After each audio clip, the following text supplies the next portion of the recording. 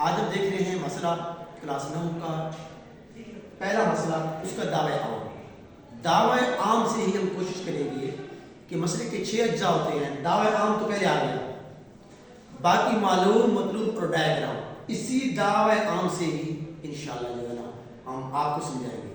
سب سے پہلے جو ہے اگر ایک نقطہ، اس کو چھوڑ دیں، نیکسٹ پہ جائے، کسی قطع خط، یہ پہلا سٹیپ ہے ہمارا۔ قطع خط، قطع خط کیا ہوتا ہے؟ کوئی لائن، اس کا نام رکھ دیں اے بی۔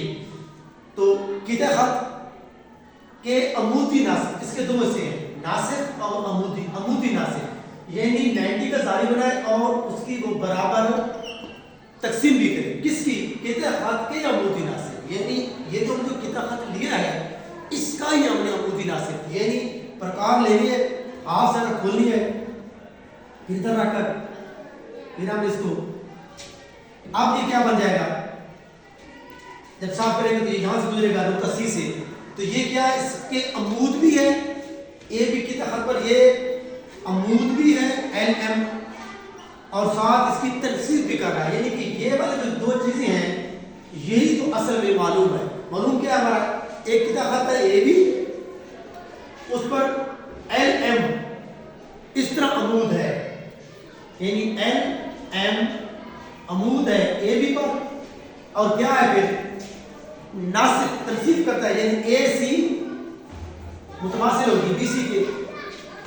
اگلا چیز کیسا ہے؟ یہ تو پہلے ایسا کیا ہوتا ہے، اس کا وہ ہو گیا معلوم، ڈائیگرام بن گئی، معلوم بھی ہو گیا۔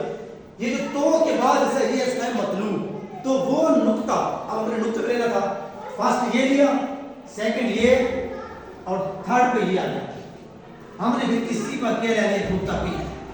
اب وہ کہتے ہیں وہ نقطہ یعنی پی، قطع خط یعنی اے بی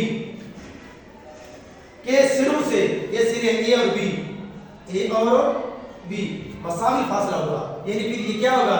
پی اے، یہ اس کا مطلوب ہے، یعنی P measurement P A, P A measurement P B کے، یعنی یہ کیا ہوگا؟ برابر